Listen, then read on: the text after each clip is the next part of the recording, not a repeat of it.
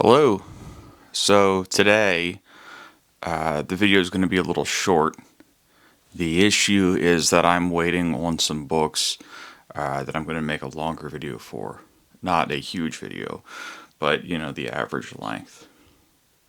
The question for today is, have you ever met somebody who's larger than life? History is full of figures who seem monumental. And especially in American fiction, we have The Great Gatsby. The book that we're going to be looking at today might have been the inspiration for at least the title of Gatsby, if not the real inspiration for the way the love dynamic works. So if you're interested in larger-than-life figures, we've got a show for you.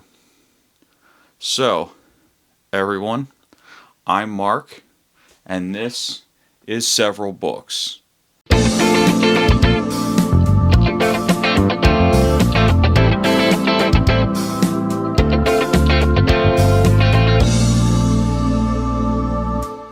The book we're looking at today is Le Grand Meaulnes. I believe that's how it's pronounced. Le Grand Meaulnes. For a while I thought this was pronounced Le Grand Meaulnes. And it's definitely Meaulnes. But the book was written, I believe it was 1914. The book is written by a young Frenchman named Alain Fournier. And I found it to be pretty good. So, I'm trying to hold my mic this time. Apparently that encourages engagement.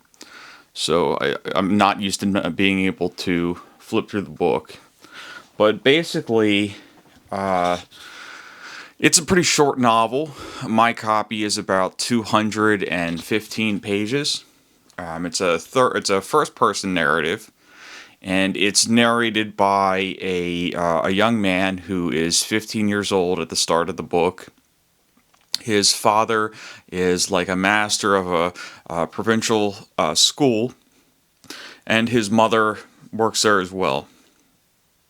When he's 15, Le Grand Meaulnes arrives at school, and he's 2 years older than most of the other boys. He's 17, and he is a bit larger than life as a figure.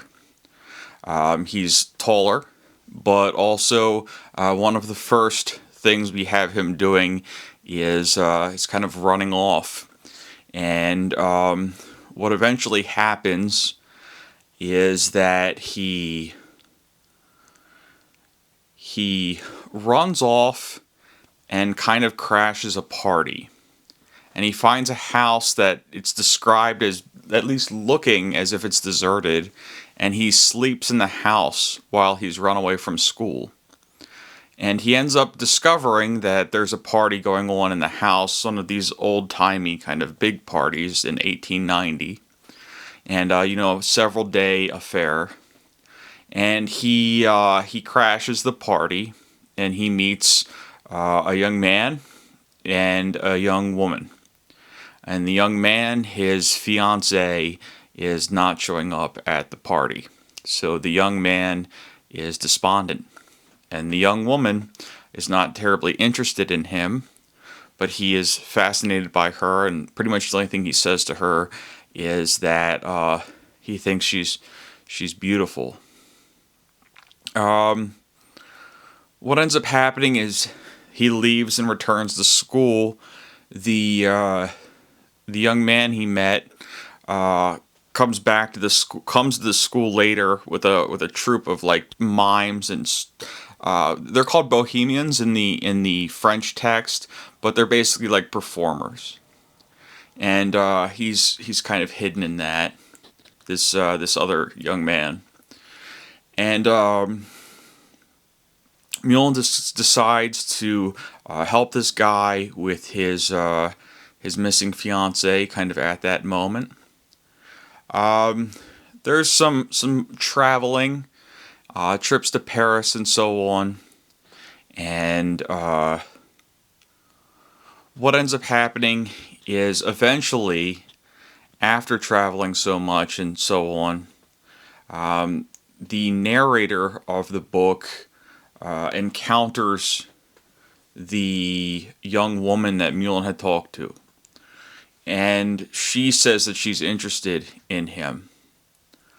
And so Meaulnes is planning a long trip to Paris to help the man whose fiance decided to break off the engagement. And Meaulnes is going to go find this woman and get her to marry the man, is the plan. What ends up happening is that Meaulnes comes back and marries the woman, Yvonne, and she's interested in him. Then, with his original plan, he returns again to Paris, and the Yvonne ends up having a baby and dying in childbirth, leaving the child to be taken care of by her family. Meaulnes, who is gone, ends up not writing her, and we don't really know what's going on with him. And eventually, Valentine, the woman who had decided not to marry the one man, returns, and they get married. And that's essentially the end of the book. The focus of the story is Meaulnes. The big thing that I want to point out about the story is that Meaulnes never, like I said, writes Yvonne. And so, with my introduction, the question that we're left with is kind of, what do we make of these romantic figures who are larger than life? Because while Meaulnes ultimately plays a sort of role in the young man getting married, we do have him acting in ways kind of throughout the book that are not necessarily ideal. He seems, I'm only saying this as I'm talking, but he seems almost sociopathic to an extent, simply because he doesn't really reflect on what his actions are causing other people, the potential harms. So, what more can I say about the book? It's a very well-written book. It's very entertaining. Whenever I read these French novels written by somebody who was 20, I'm always blown away. When I was 20 and I wanted to write, I couldn't write anything like this. I didn't even really know the parts of a story super well. Now I know them pretty well because I read a lot of short fiction, but here we are. So, it's a monumental effort by somebody who's 21. I believe he was 21 when he wrote it, before going to World War I and being killed on the battlefield. I'm not sure to what degree the book influenced The Great Gatsby. I've read newspaper articles saying that Le Grand Meaulnes did play a heavy role in F. Scott Fitzgerald's planning of the novel. There are parts of the early book that feel as if they inspired Gatsby.